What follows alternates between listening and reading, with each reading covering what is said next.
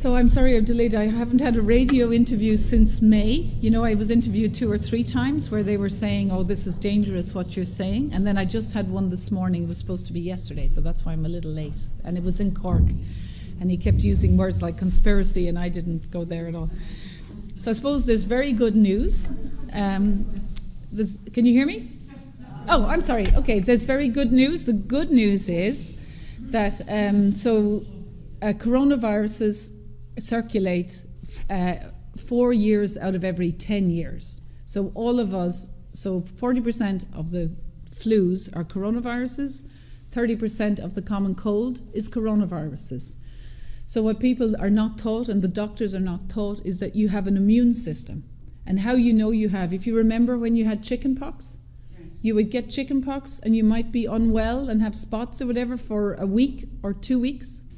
But what that is why you suddenly get better and then you are immune for chickenpox for your life, is that your immune system recognizes the virus and it kicks in, you feel unwell. And why you feel unwell is that to get rid of the virus, your body has to raise your temperature. And that raising of the temperature makes you feel exhausted. And it makes you slow down, lie down, sleep.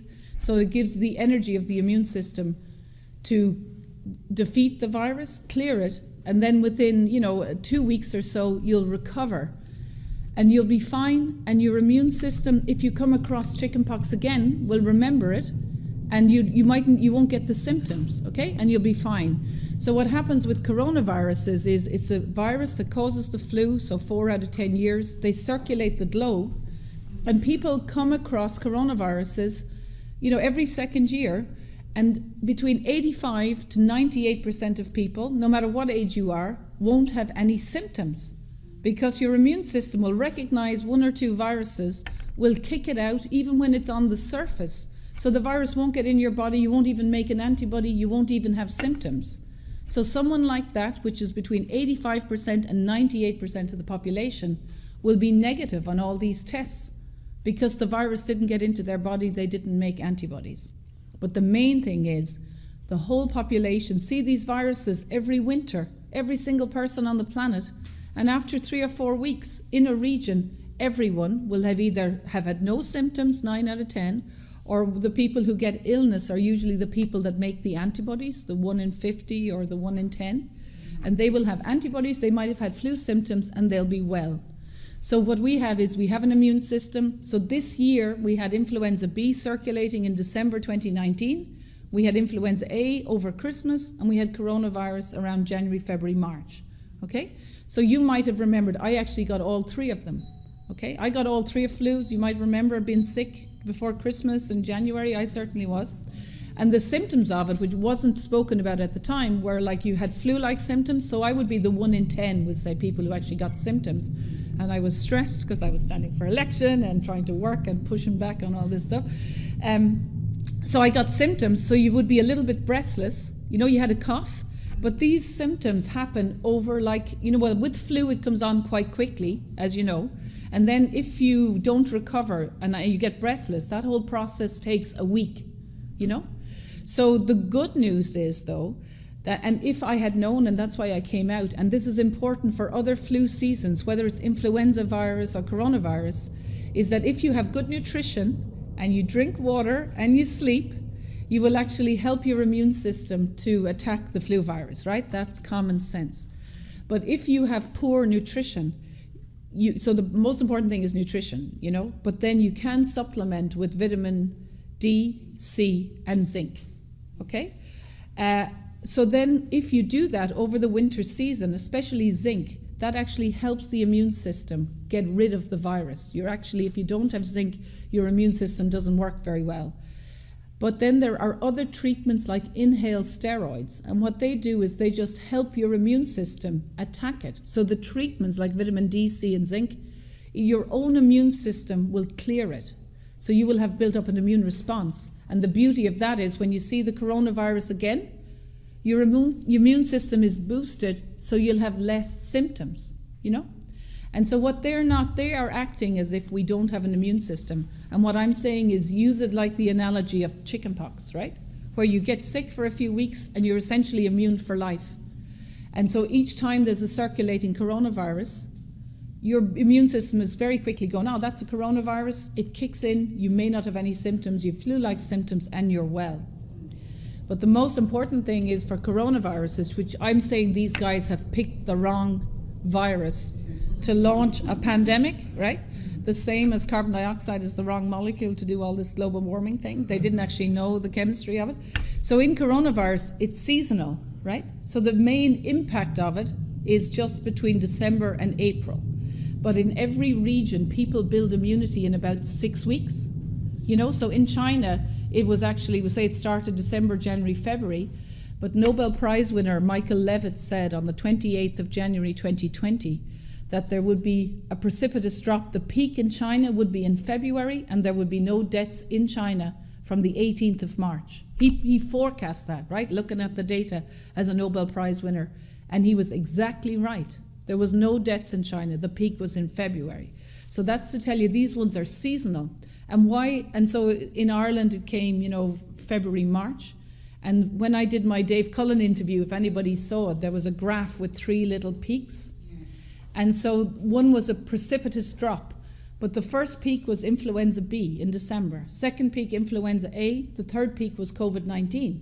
But that's to remind you that flu is seasonal. And within a month in December, it meant that in the whole world, everybody got the flu. It actually goes the way the earth circulates, China, Europe, America.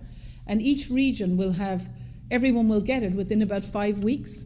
But what they're not telling you is, why is no one sick after 5 weeks of influenza A in December? Is everyone has built immunity. So if you're still alive in January, every single person in the world has developed an immune response to influenza A, and we're all well. So what they're doing now is like if I set up a company, which I said on the radio station, and I started getting millions from the government to test people for influenza A. Now, right? We had it all. It was a flu in December. Everyone had it in the world. And if people who were dying of Alzheimer's, that I was testing them for influenza A, and the doctors were reporting the deaths, like everyone in Ireland would have come across it, about 1 in 10 would have made antibodies. 1 in 10 or 1 in 50 might be PCR positive, the rest aren't. And I started reporting cases of influenza A, a flu in December, that everyone had and everyone recovered from. And there's now this big media storm reporting cases of influenza A, when actually, guys, it was a flu, a winter flu. It peaked in December. It's gone now. We're all immune. So they are doing the exact same thing for COVID-19. It's a seasonal coronavirus. About 1 in 10 people had the symptoms. We're all immune. So they are now testing people who had it, were exposed to it, and they just have fragments of the RNA. But the testing, which we don't need to go into, may actually be positive if you have a common cold, or another circulating virus. Just because they've had this media storm, like the way we had 2 influenzas, there could be another circulating coronavirus. So all the testing and cases, it's over. It's really a flu. And so I knew in March, so you can search if you want to write down, the World Health Organization, the 11th of March 2020, when the Director General announced the pandemic.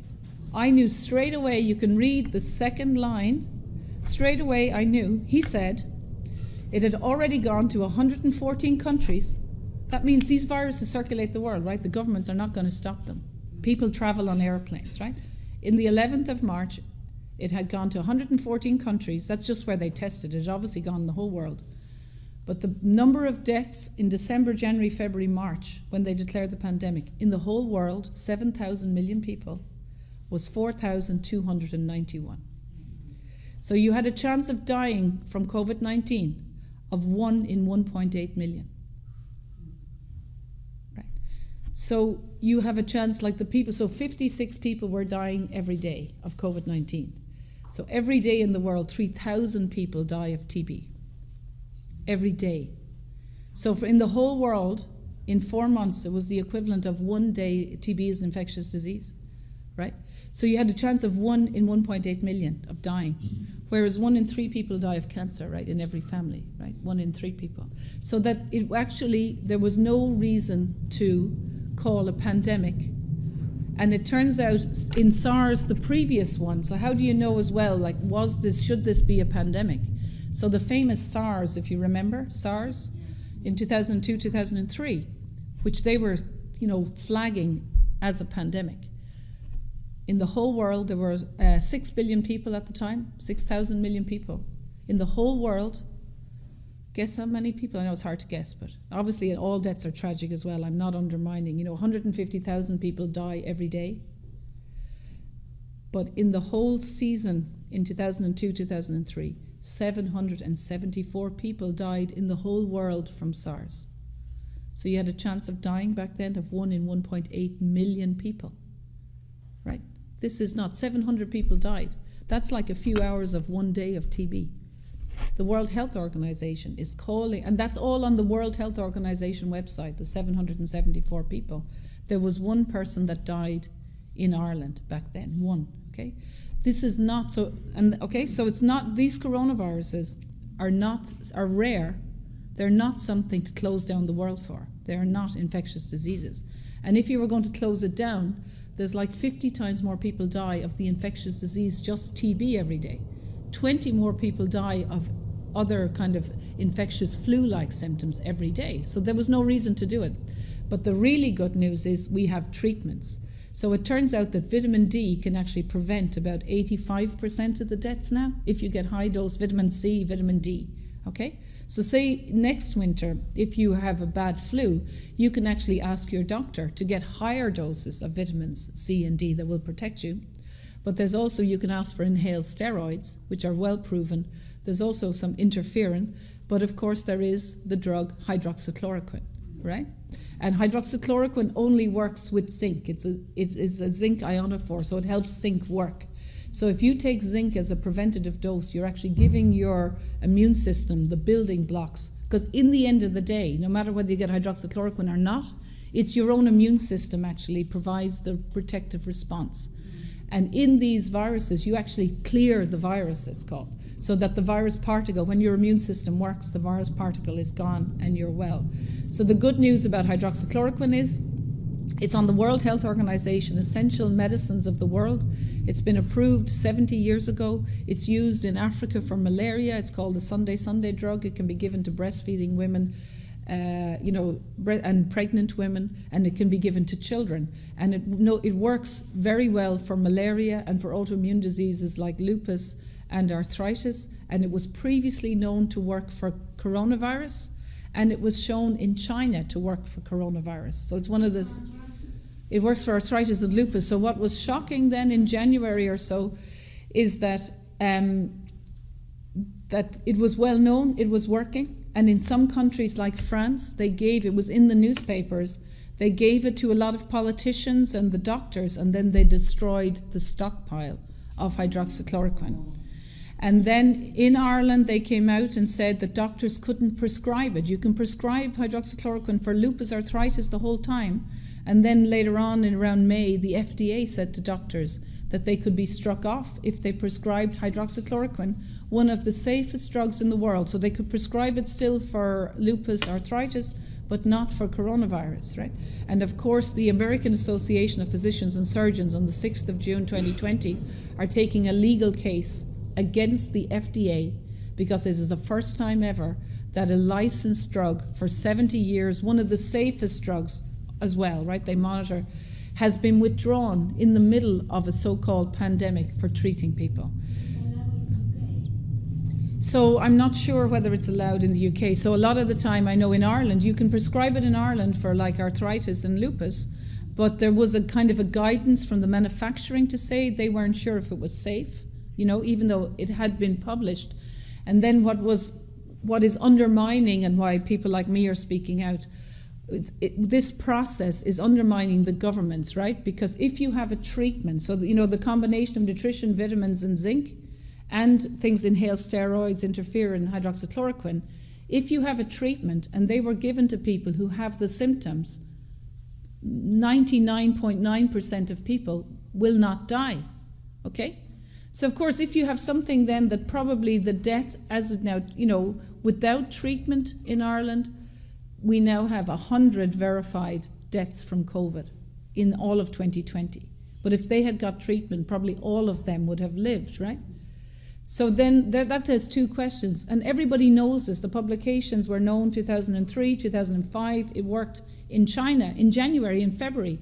So the doctors, but not what they were not doing was telling people about prevention and food and vitamins, but they were destroying hydroxychloroquine in some countries, and they were saying it used to be available, now it's not available. And then they were doing this lockdown for something that was not necessary. So the politicians and the medical advisors are hyping up something that is unnecessary if they made the treatments available, including prevention by food and vitamins. So it was known to be very rare, right? When they call the pandemic, the chance of dying is 1 in 1.8 million. So that's very rare. 1 in 3 people die of cardiovascular disease in Ireland, 1 in 3 of cancer, 1 in 3. So this is like a very rare, you'd have to be 60 years in Ireland on average when the pandemic called for one person to die. There was no basis on the data available to do the lockdown. But the good news is hydroxychloroquine, you can also do it as a preventative dose, 1 tablet a month from October to May. And it seems to also prevent symptoms of other flus like influenza. But of course, the most important thing is if you take vitamins and zinc. So it means less people may potentially die now because people are aware that they, can actually boost their immune system. So then the other thing then I was doing when I was speaking out, I was asking for people to help me in Ireland. And I'm saying globally from the beginning that Ireland could actually change this whole thing in the world, right? Because when it's such a small country, when people die, we all know each other, right? So what I was saying is that if there is a treatment available, if the government, they are still reporting over 1,700 deaths from COVID-19, but if there's a treatment available, that we should be looking at all those deaths and asking the doctors, did you give them treatment? Okay, so that means it's preventable, right?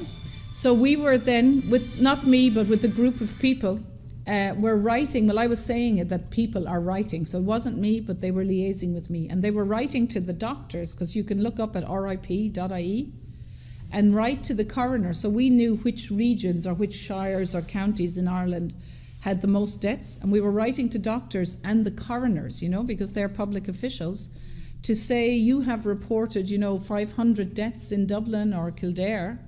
Can you, just reminding them that coroners have a duty, it's a legal process, to write the correct cause of death. So if someone had terminal cancer or died of Alzheimer's, then obviously that should be the cause of death. And if they, not. So and the same with doctors, we were just reminding them that it's a legal process and they can potentially be struck off, right? And we were publicly available saying it, so that you could actually go through each of the 1,700 deaths and look and see what happened.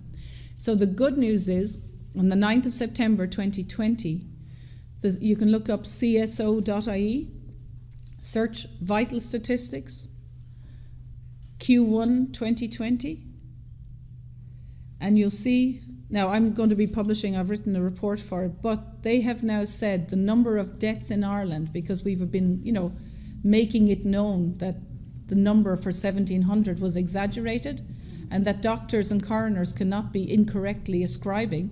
And hundreds of people contacted me and said, my elderly relative died of Alzheimer's, but on the death cert it says COVID-19. So we have already hundreds of people in Ireland that were willing to do a public inquiry and go through each of those deaths. But on the 9th of September 2020, CSO, Vital Statistics Q1, the number of deaths now that died of COVID-19 in December, January, February, March in Ireland is 0. Yeah, just because, so the first death was in April, right? That meant no death. Now, I'd been emailing as well and they confirmed it. But even though it's reported on the website 1,778, right, on Euromomo and Our World in Data, they now came out and said the number of people, so, it's like testing for the chickenpox or influenza A. All these big numbers that are positive on a COVID-19 test is just that they had influenza, they could have died of something else. So in the CSO, and it's called the HSPC, the Health Surveillance Unit, have come out and said in a table the number of people in Ireland, all 2020, that died of COVID-19 now is 100 in the whole country. 100 But of course, what we will be doing now, that only came out last week, is looking up each of those 100 deaths because they were preventable deaths.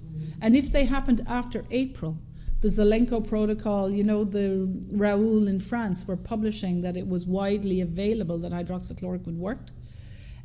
So those 100 deaths again. So we will be pushing back for the next one. They don't officially do the breakdown of those until November, but we will be making it known. We will be assessing each of those 100 deaths for the doctors, because if a coroner, actually one of those 100 was not COVID-19. Because of course, if the numbers are low, it doesn't justify the lockdown.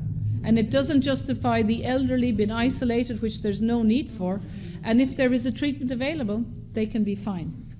Yeah. But the thing is, because these viruses have similar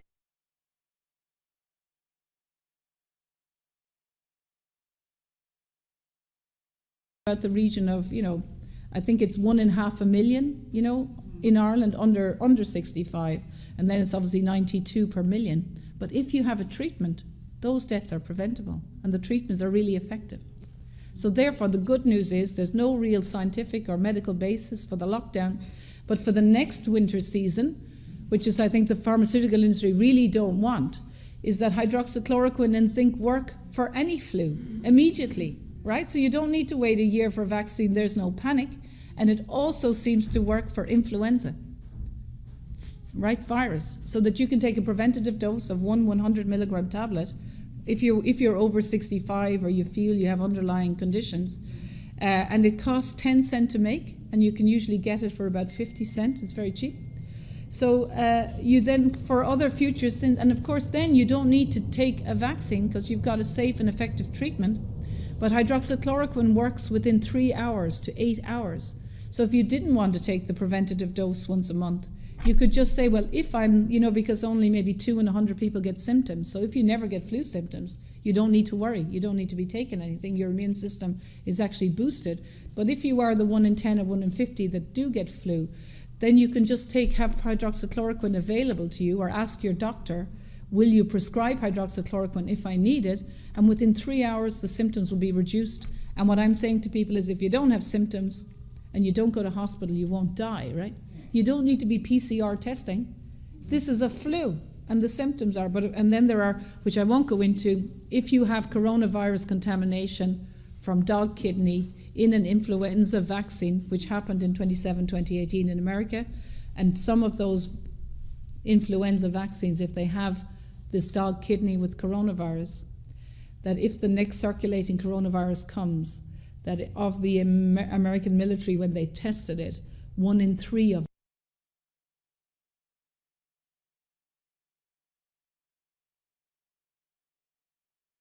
and people actually die of sepsis-like symptoms. They don't die of influenza, and you can die very quickly. It's sepsis, so you can die very quickly.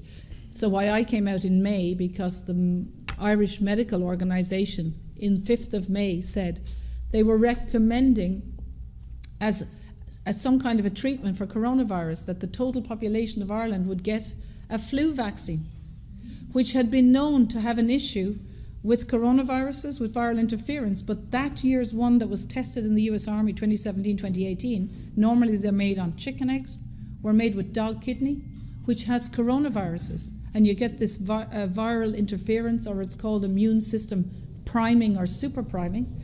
And it's known that if you come across a virus like that, that anyone, no matter what age you are, when the next circulating similar virus comes, 1 in 3 people or more can have serious consequences, and can, like in the animal studies, the animals would all seriously ill or died, right? So that's why there has never been an RNA vaccine, because in the animal studies, when they tested it on the ferrets and the animals, they were fine, but then when they exposed them to coronavirus, they all died. So of course the Irish Medicines Organization recommending a potentially corona contaminated or part of influenza in the middle of a corona outbreak, where they had locked people in their homes and they were going to release the lockdown, because the vaccine, after 2 weeks, your immune system would be primed. And I was saying that if you do that, the people, when they came out, would all start dying or be very sick, and that would be called the second spike. So I was calling it out when people were locked down, because they would be dying of sepsis. And it would be like nurses and people who had got the, police. And so that if that was happening, that was not a random event, that it's well published, this viral interference priming, and that it would be immoral to be recommending a potentially, influenza vaccine for corona when this viral interference is potentially 1 in 3 people for an illness that was not, was very rare, that would not kill anyone. So I can just give you, there is no need for the lockdown. There's no need for teenagers and people to be wearing masks. And if you do wear a mask, you will have you'll have anxiety, for teenagers. There's huge increases, there will be, in suicides. And there will be increases in diseases like pleurisy and pneumonia and chronic fatigue. But the worst thing is, and it makes sense, this is all common sense. When you have a mask on, you're rebreathing your air, so you don't clear your carbon dioxide. So you have very quickly, in America, 2,000 parts per million is the safe dose, above you can't work. But when you wear a mask, it goes up to 8,000, which is essentially, parts per million. It's like 20, 30, 40 times. You get headaches, you get chronic fatigue. It's like working in a dangerous environment. You're not supposed to work in 2,000 if you were working in a room. And wearing the mask is the equivalent of working in a toxic carbon dioxide, and you have less oxygen. It suppresses your immune system. It also activates any latent viruses you have, so that you will be more sick for the next flu season, as well as, 90% of communication is non-verbal.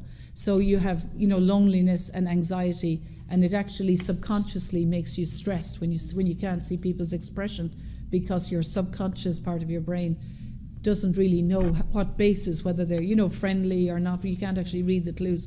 So there's no need for lockdown, there's no need for not having churches, there's no need for social distancing, and it can all be on overnight. So thank you very much. Yes.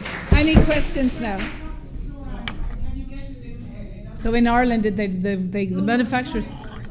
Oh yeah, you can. I mean, it's quinine. Yeah. So I don't know. So do you have any questions? Yeah.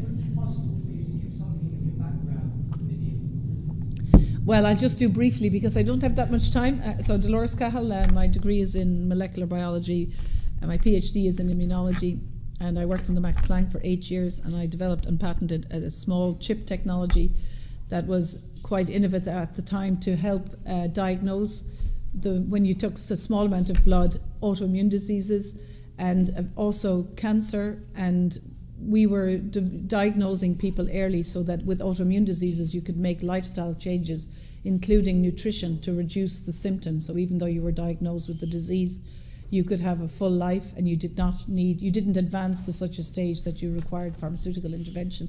So, and also I've been advising governments on a voluntary basis for 10 years on the Government Advisory Science Council to just bring a little bit of common sense.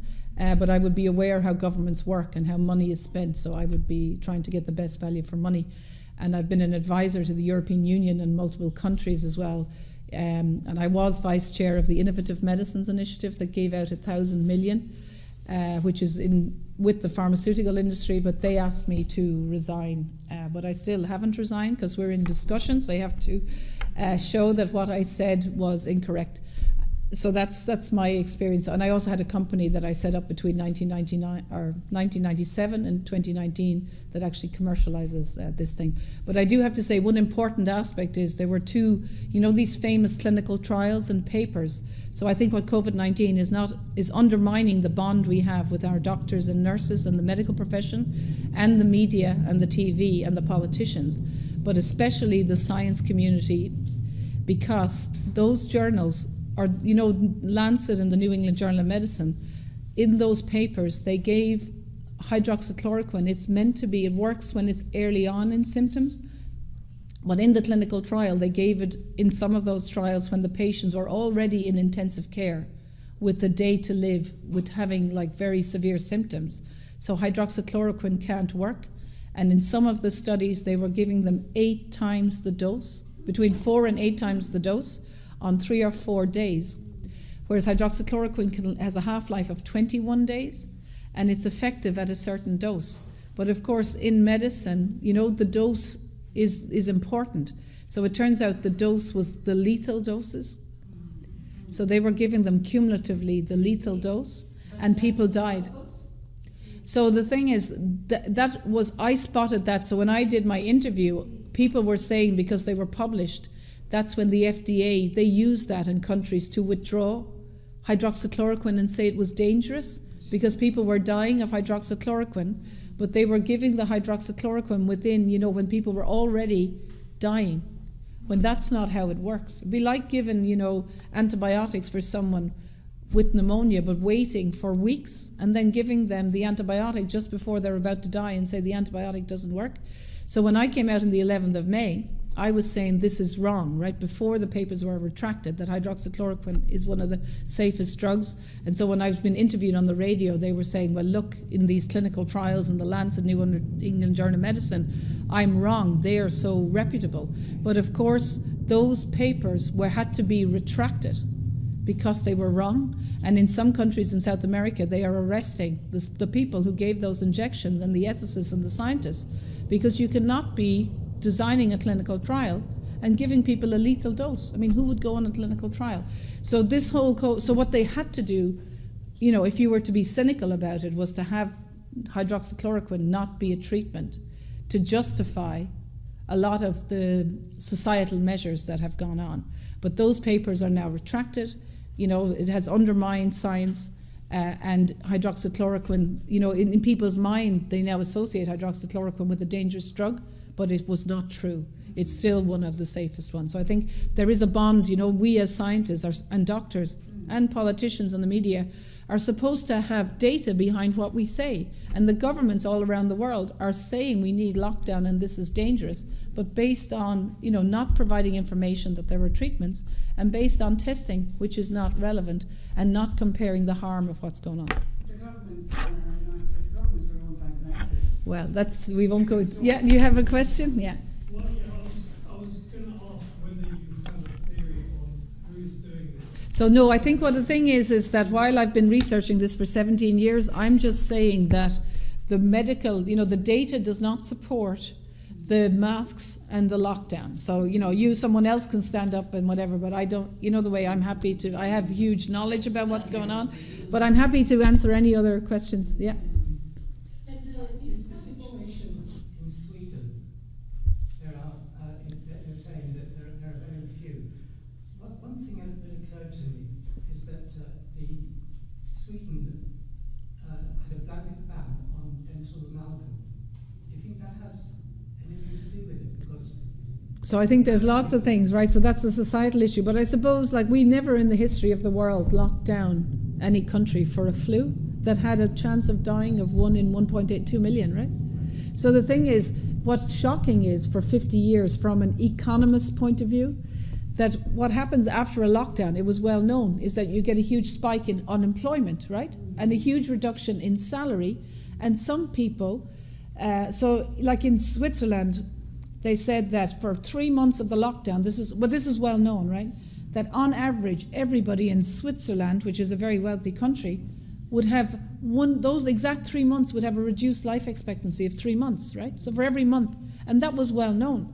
But what they said, which was also so when I mean well known, known for decades in economy, economic journal, social science, is that the loss of life is not evenly distributed. The loss of life in Switzerland was 1 in 50 people who may not have had mental health or would have been exacerbated because of the isolation and the loneliness. And for 1 in 50 people, they would lose a decade of life for 3 months of the lockdown. And that's just around mental health. But of course, with unemployment, people lose jobs. And if you lose your job, you have a 145% chance of having cardiovascular disease and a significant risk of cancer, because you lose money, you're stressed, you don't have. So it turns out that human interaction is really important. So for mental health, you have to get 18 drugs at the minute, right, to have some kind of effect on depression. But of course, if you really wanted to have depression, which is when I'm hoping to retire next year and actually do some real good in the world, is that if you communicate, so I'm saying what we should have a relationship with our doctors to put them on a notice of liability. I know it sounds harsh, but I'm going to try and facilitate this. That if you are a person that you want to be healthy, you don't want to take drugs, and you have an arrangement with your doctor through an app and put them on a notice of liability that they have to give you or recommend the best treatment with the best outcome. So say for depression, it's well known that actually volunteering, joining a community, a choir, actually can actually prevent a lot of the symptoms of depression. Now obviously in some people it won't, but that we need the doctor. So in this case for the doctor, you could have a record then of, well, did he tell you about nutrition for influenza? Did he tell you that you could do vitamins? Did he give you inhaled steroids? Did he give hydroxychloroquine? And then you or your family would know, wait a minute, the doctor didn't give me. So I think the bond with the doctors is, on a notice of liability, they have to offer you the best treatment. So in Ireland, if you were an elderly person at 95, and when the lockdown happened, you were not given any treatment, you were locked in your room, you got morphine and you didn't get oxygen, you didn't get social contact, you didn't get good food, you didn't get vitamin D, which means you can go out, and you didn't get hydroxychloroquine, that those doctors are not giving you the treatment that's well known. And if you are very sick or you go from being functioning to maybe have dementia and then you're not functioning, that is like well established. So those doctors, you need to be assessed and said, did you give that person the best treatment? And even what I'm saying is we can forgive them, right? But of course we're now coming into another winter season, and you need to tell everybody in care homes and all people that your doctor has to tell you about this stuff. And if they don't and you get sick, or if you're the family members, those doctors need to be held to account. And that's, I think that's the kind of relationship, because I think this COVID-19 is undermining the bond that we have, with the medical community. Excuse me, would you recommend a flu vaccine? So the thing is, it depends on what's in it, right? It's a bit like, it's like saying, would you recommend a drug? There are hundreds of different vaccines. So in each one, you have to look at the harm benefit. So we'll say there is a vaccine for yellow fever, and in South America, and I have taken a vaccine for yellow fever, because you can look at the profile, and if you find the information, they don't give you readily, there's 1 in 2,000 chance you'll have an issue of brain inflammation, and then if you get that, there's like a 1 in 10 chance you die. So then and then you think, okay, if you get yellow fever, it's quite, So then you make an informed choice. So it's not a blanket thing. It's like saying, would you take a drug? Some drugs are good if you need them, So it's not an answer, but I would be saying that if there is coronavirus in an influenza vaccine, like if they're made on dog kidney, which is known to have these coronaviruses, then there might be an issue with coronavirus circulating. And in the US Army study, 1 in 3 of these healthy soldiers were sick. And in the animal studies for 20 years, the animals were either sick or died. And no one previously had been licensed because of the severe adverse events.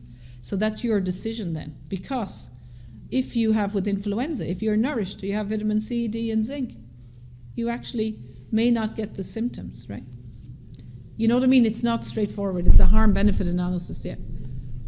Sorry, Do you have a sense of, will there be a mandatory requirement to get these vaccines? Do you sense the medical community and just all? So part of the thing why I'm speaking out, right, and kind of vocally saying we need to debate these issues, because even Bill Gates said, because they are not testing these in animals, and the reason why they're not testing is because if the animals all die, they can't actually recommend them. But I'm sure you've seen in some of the trials people have had anaphylaxis, Yeah, which is very serious. So even Bill Gates has said the chances would be, I think he said 1%, 1 in 100, right? So that's a harm-benefit analysis, Harm-benefit analysis. So of course I would be saying I've set up the Freedom Party because we are not educated. People don't know that we have unalienable rights, from being human to freedom of speech, freedom of assembly, freedom of thought, and bodily integrity. So actually nobody can, and actually mandatory is not compulsory in law, but there is no basis for it. But of course, if people aren't dying and there's a treatment, if there's not a problem, they're making a problem and trying to find a solution. But if there are other ways to solve that and the problem is not as big as they're saying, then you don't need to be pushing an agenda. So in everything, like a drug, you have to make an informed choice. So if it's histamine and you're not allergic to it and you think it helps you and you talk to your doctor, you take it. You know what I mean? So it's the same with a vaccine. You have to think, well, do I need it? Or is there another way? And then it's a personal choice, but it's all about informed consent. But when the government starts mandating things, right? And even though they know mandatory is not compulsory, and all of these things are regulations and guidelines, and the reason why they are is that I've never worn a mask, and I've never been tested, because I just say to people, there is no legal basis for this. In fact, you're actually infringing on my rights. And if you do have an underlying condition under the guidelines, right, like asthma or an autoimmune disease, you can get a letter exemption from your doctor, and then you are exempt. But if they start saying we need your temperature tracked or whatever in a restaurant, you can say in the guideline, if they don't respect it, you can actually take them under the Disability Act, right? But that's actually at the level of acts and law, whereas I'm saying there's a much higher level that people are not aware of our natural rights, our unalienable rights. And in all of our societies, the government cannot infringe. And that's why I'm going around doing rallies, because I don't know if you saw in Trafalgar, there was no issue and there was hundreds of people in riot gear, right? So what they were doing was infringing on our freedom of speech and freedom of thought, right? It might have looked like they were infringing on our freedom of assembly. But if you can't assemble, you can't actually build your opinion and assess your thoughts, because you don't have the freedom to meet people. And so there is no basis. So what they're doing, also I entirely object that people can't worship. And the state has no power to interfere with how many people come into your home. They have no power to take your children. So, and even what I'm finding, it just sounds very arrogant now, but I don't mean it to be, is that a lot of lawyers and barristers are arguing at a certain level, but actually there's a much higher intrinsic level that because of our humanity we have freedom. So I have set up the Freedom Party, and I'm saying we need to set up freedom parties and potentially have referendums, in November, December on the performance of the government. Or potentially what the governments are doing is they're saying, well, the United Nations and the World Health Organization, we pay a lot of taxes for these non-accountable, non-elected international organizations to do things. And then the governments go, oh, well, and all the restaurants and hotels goes, well, the guidelines, it's not us. And then the governments go, well, the guidelines is actually the World Health Organization, right? But when you look at the World Health Organization, there's no real accountability. They're not elected. So really COVID-19 is, showing up society that the politicians want to coast by for 10 or 20 years in a row, not be held accountable, often, bring in policies that are obviously have detrimental impact on society, and then go as if, oh, well, we're doing this because we care about you, when actually they know, and then they set up these scientific committees, by people who tell them what the World Health Organization, and then anyone who has a counter opinion is labeled, to other them. Psychologically there are these buzzwords so that you all think, oh, well, this is okay. And actually subconsciously you all have kind of been primed, as we all have, that hydroxychloroquine must be bad, that anyone like me who does it, I must have an agenda, because we've been labeled. And it isn't really communicated that, like Dr. Adil has been fired, and nurses who are trying to give, correct treatment to people have been fired. And that's not just for people. Now, I haven't been fired yet, but, they're doing their best. Well, they're not actually. They haven't found anything yet that I've said that they can fire me on, but I'm sure any day now. But you know what I mean? So that's not just to us or the 10 people that stand up. The issue is they want to intimidate people who have huge debts. So medical students now, which used to be medical school was free, and nursing was free and hands-on, and they were wonderful nurses. Whereas now the doctors have to pay 10 or 20,000 to go to college, so they have a debt. And when they see someone speaking out, they go, well, that didn't do any good anyway, right? They've lost their job, they've been isolated, they now have lost their career, so I won't speak up. And not only will they're saying not speak up, they'll just say, just wear a mask. Like my doctor said, Delores, just wear a mask. Right? He wouldn't give me the thing until I said, listen, you have to, obviously. You know what I mean? But of course, if you're 70, you wouldn't have, and my doctor's 20 years, you don't want to have that kind of friction. The doctors, if you have asthma or whatever, they should give you those exemptions so you can be exempt, but they're not making it easy. So they have actually reduced the bond, I think. The politicians, the media, and I think once someone calls it out, it's only common sense. Everyone goes, yeah, that's right. So this COVID-19, I saw a sign about 10 days ago that said, it had that Bill Gates's, it was a banner at one of the rallies in Dublin, Bill Gates' photograph, and it said, your plan was to vaccinate the world, with the vaccine. Inadvertently, you've actually woken up the whole world about what's going on. So I think we have to be grateful, and I think COVID-19 is a turning point. And I kind of see the future that it is going to be better, but it actually, what's going on reaches from the United Nations to the EU into the education system, the legal system, the policing system, the media and the healthcare system. And I am not afraid, because we are now building networks in Ireland with lots of other people called the Platform. And I have this building a custodian movement. We'll have like the equivalent of the Department of Food, Department of Banking. And separately in the free market, we'll say, well, if Ireland was working for Irish people, what would food look like? What would health look like? There's a community banking model that Professor Richard Werner does, which is local banking on the German Sparkasse model. And you can actually do innovation. And their message is we want to automate, and everybody will be all not working, and it's a spiral depression, property crisis, it's all terrible. But actually, if you have a different banking system not based on this fiat currency model, you actually don't have to work for 40 years to have a house. It actually doesn't cost that much to renovate a house. You can have a small amount of land where you grow food, you know your neighbours, and you actually spend more time cooking food, bartering food with your neighbours, building communities and preparing food and being time with your family instead of working on this like rat race type thing. And the world, we can also jettison a lot of the debt. This debt is actually fiat, out of nowhere money, right? So a lot of us spend decades of our life paying off money when the banks generate it out of nothing, right? So, and there's going to be a huge change in the world, but not the way that they want, that we're all, locked in our homes and mandated by the government, and we're going to be in debt and in poverty and joblessness. There's actually going to be a huge resurgence of people living in communities, working with each other and building up their friends and their family again. So I have huge hope. Yeah, so that's it. Thank you very much. You remember the swine flu in 2009, and they really scared people. So I've written, I think that was done from Imperial, right? There's about 6 or 7 cases, and it was actually published in The Spectator. There was an article on it that I got the information, I've checked it out, that all of the time they predicted, like with BSE, avian flu, swine flu, SARS, 500,000 deaths or huge deaths. But in reality, all those deaths were like 200 people, right? 700 people. And so it was exaggerated by tens of thousands.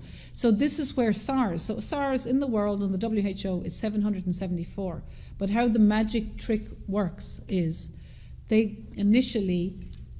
people are dying, right? And they only assess and test about 5 or 10 times the amount, right? So say 700 people are dying in the world, and at the beginning they test very few cases. Okay, so say if you tested 10 times, you tested 7,000 people. And then they say they don't acknowledge these viruses circulate the whole world, and they say and publish, and it's still on the website, for SARS, the mortality rate is 10%. The mortality rate, right? And they had the same kind of numbers for this SARS was 3.6. So anyone listening would think out of 100, with SARS, 10 people will die. But no, the magic trick is that they tested 8,000 people and 774 died, right? But they don't mention that that's all that died in like 40 countries and nobody else died. So they call the mortality rates, which scares everybody. But the real thing is called the fatality rate, right? So this is a smoke and mirrors job, right? Because it only works with smoke and mirrors if something is not true. So the fatality rate is the number of people that die in that country or in the world for that period of time, a year, comparison to years before. So when I'm saying, so the fatality rate, the number of people that die in the world for SARS was 1 in 8 million, right? So they're still on the website going, SARS was a mortality rate, right? The same as avian flu, BSE. So they do small numbers, they advertise, that's how the magic trick works, right? Mortality rate 10%, you get a huge scare, you get a vaccine, big frightening, because they're priming people psychologically to be afraid of these viruses. But actually the fatality rate, the number of people that died in the world, which is a common sense thing, it's not related to testing, was 1 in 8 million. So the number of people in Ireland under 65 of this one is 1 in 500,000. But still they're reporting this mortality rate of 3.6%. So it's only when you look into it, it's like an emperor has no clothes, And what's happening now, we have parallel things.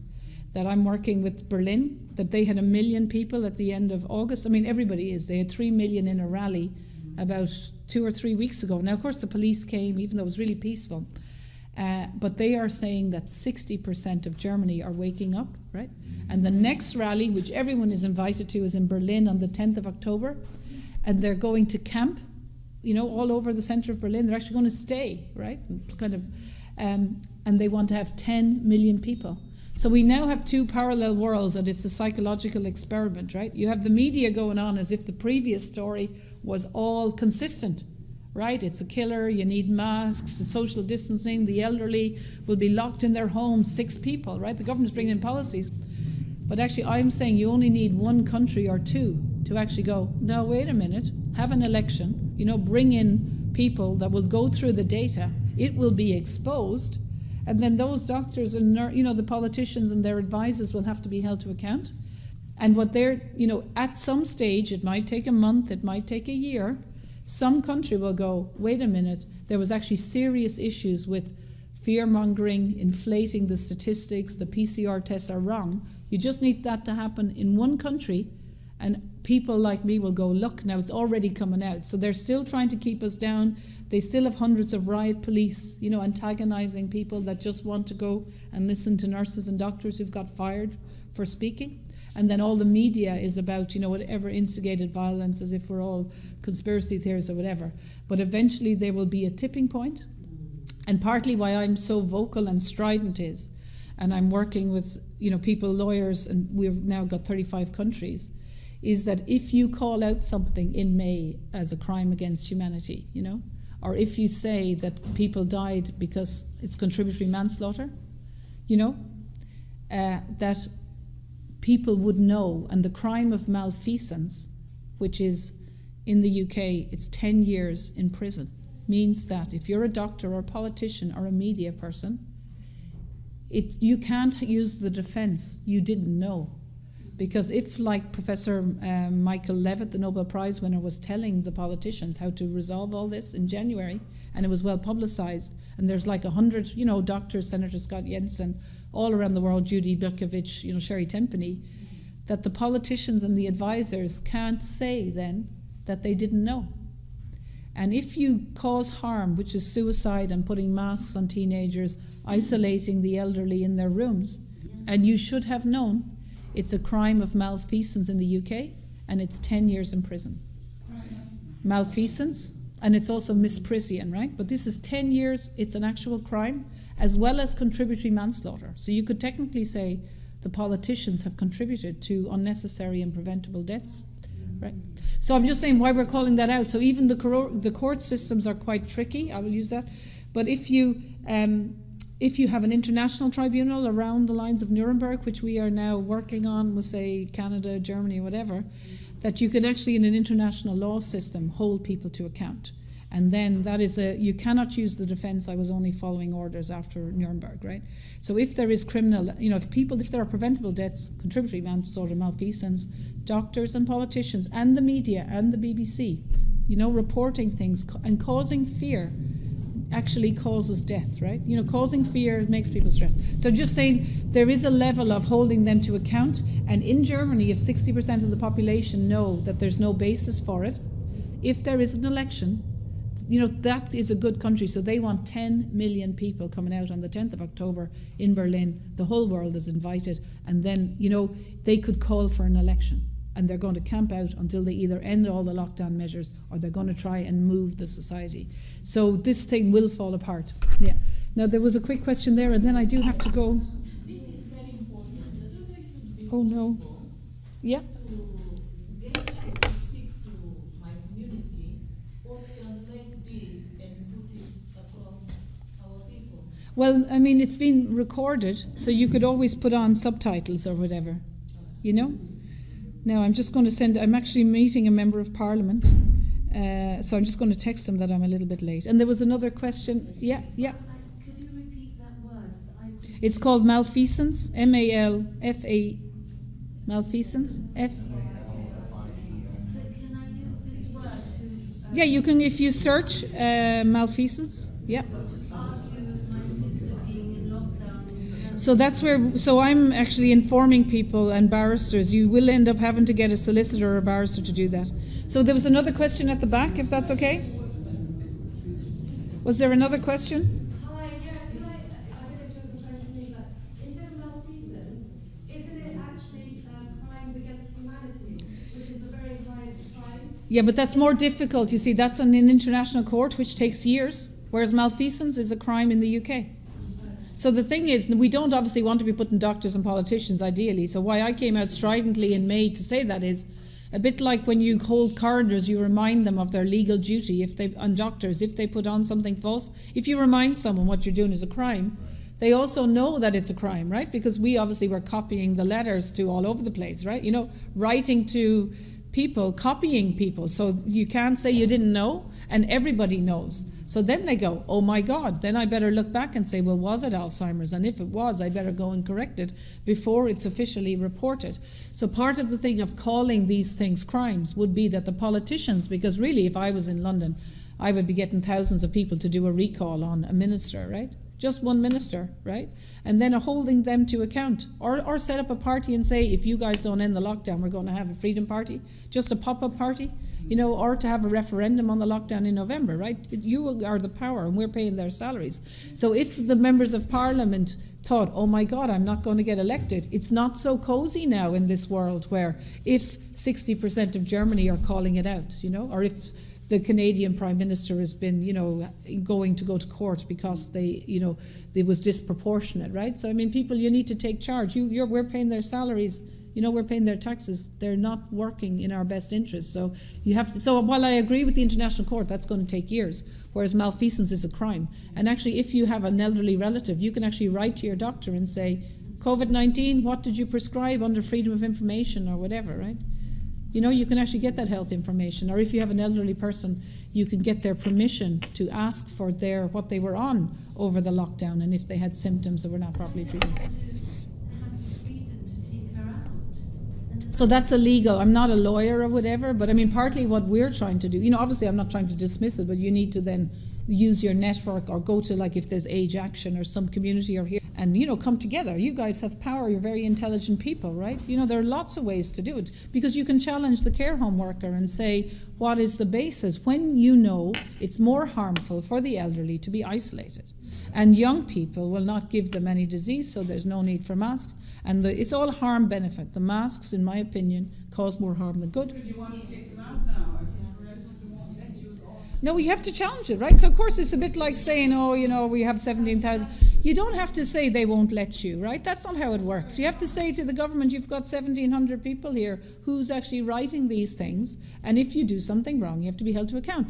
So part of the thing that we want to inspire in people is that, you know, we have all these inalienable rights, and if someone is infringing on your herd, that's their freedom of movement, right?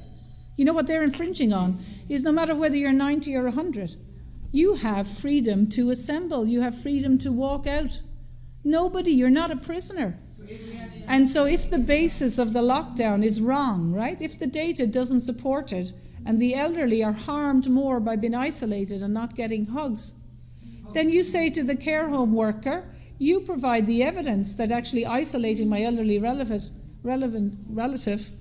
is doing them more good. And if you can't, then say the elderly person, right? They are, you know, no matter what age you are, they can say, I want to go and see my family. And they could say, I'm leaving now. I'm going to go for Sunday dinner. You know, we have to take personal responsibility, right? And if they want to leave, then the care home worker may call the police, they may call the doctor, they may want it sectioned. And then you say to the care home worker, I'm going to hold you to account. Show me the basis. And you might end up, unfortunately, in court. Nobody wants to. And then the care home worker, you might win. You are welcome to get my number. I am ringing up schools. You know, I am available to we just need 1 or 2 cases. So, I mean, if I was 70 in an old folks home and looked at the data, I'd be saying I'm going for Sunday lunch, right? Okay? And then it's like, you know, or I'm going to move a care home that will actually do a harm-benefit analysis and only implement policies that are... So that's the government, right? So they've had it very easy. And, of course, they had it very easy because they're using all the organs of state against us, right? We're paying for them, and they've got the police in riot gear, even though everyone is going, wait a minute, what are you doing, right? So, of course, we have to then push back. And how you do that is use the democratic process, you use the legal process, you use your voice, you educate yourself, and you get somebody like me. There are lots of people now speaking out. Now I have to go, I think. That's all right. I think...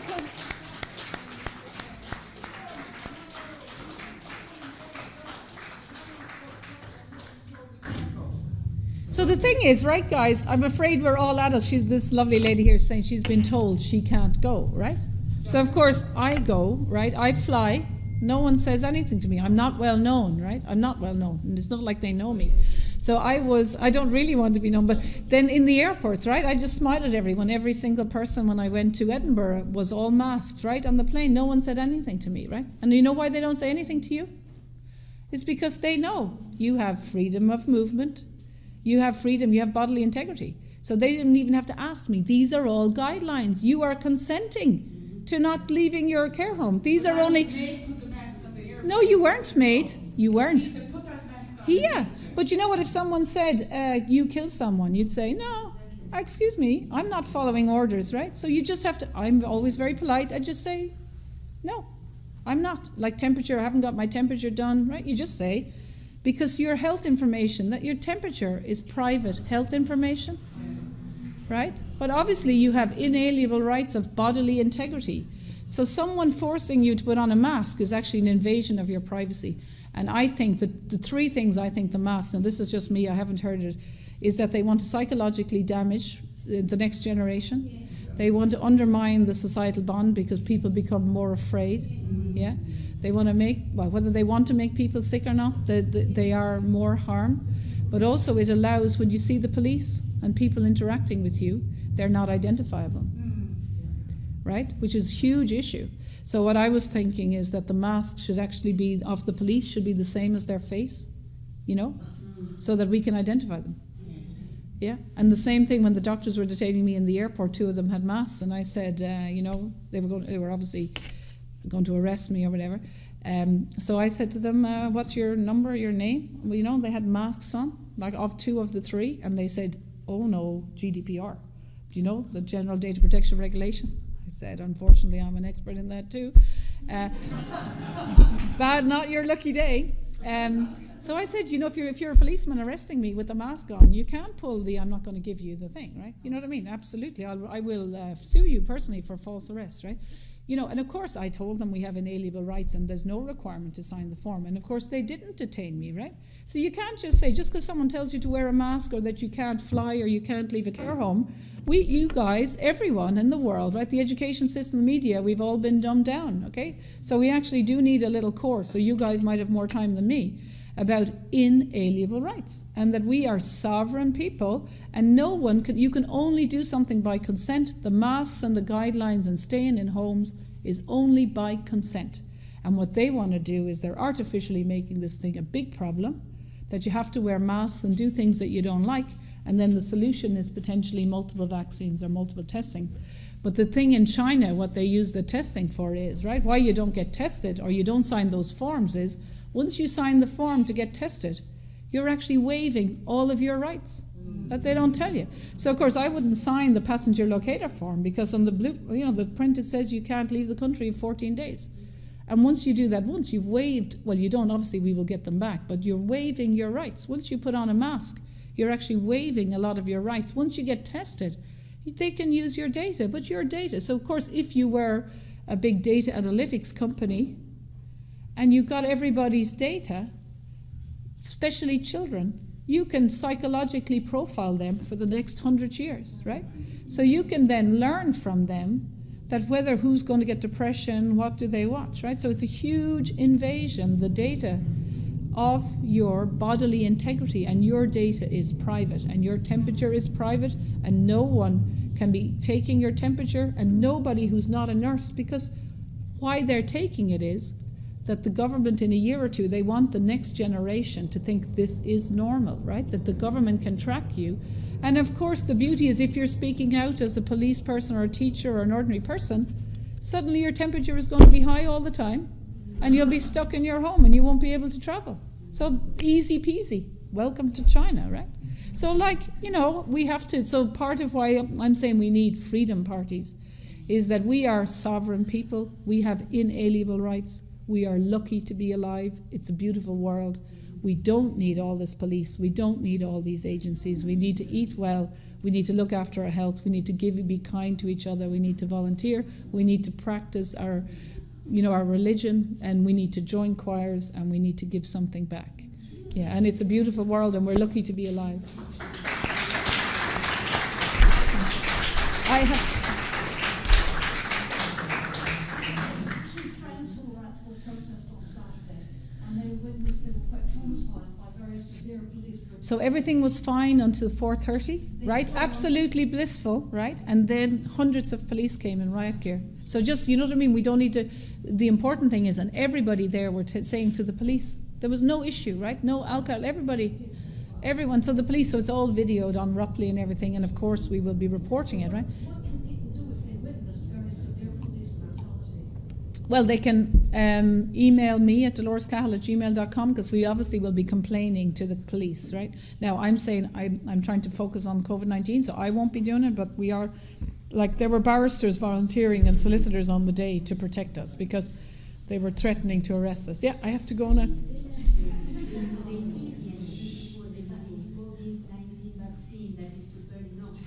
So there are 54 COVID vaccines. It's a bit like, you can't just say, you know what I mean? There's 54 vaccines. Yeah. But of course, it's a bit like chickenpox, right? Just think of the analogy of chickenpox. That's where we are, right? If you're still alive, COVID-19 circulated. We're alive, we're immune. Yes. I heard somewhere, we wanted to ask you, that actually, for this sort of virus, you can't make a vaccine, that it's just all fake. Well, no, that's what I'm saying is you can always make a vaccine. It's a commercial product, right? Like you can make a car, you can make ice cream, you can make cheese.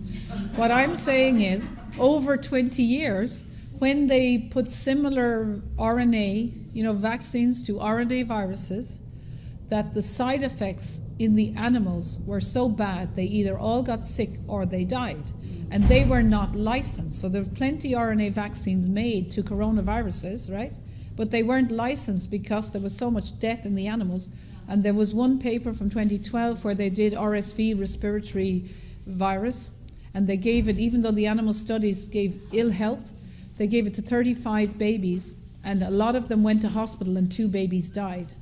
Okay, but from the animal studies, it was known that was going to. So of course, that virus might kill 1 in a million or something. So you have to do a harm-benefit analysis. And 2 babies dying out of 35 is way more harm, and some of them were sick than the benefit. So that was then stopped and not recommended. So yeah, it's not like there are 54 companies trying to have a product. So if the government mandates a vaccine, they will have a huge market because people think if the government recommends it, it must be okay, and then maybe 1 in 10 people won't take it. But of course the issue is, if there's huge deaths or illnesses next year, right, that we will have set up already. We don't want people to die, but we'll be pointing to the politicians and the ministers for health and say, wait a minute, these people are dying from the side effects of viral interference or immune priming, and you should have known because these things were not tested. And the other thing they shouldn't do is, if they are going to give these vaccines and people were taking them, they should be monitoring their adverse events. And if 10,000 people get it, they should be looking and seeing, are the nurses not feeling well, which they generally don't do very well. Adverse event reporting. Now I have to go because I'm meeting a member of Parliament.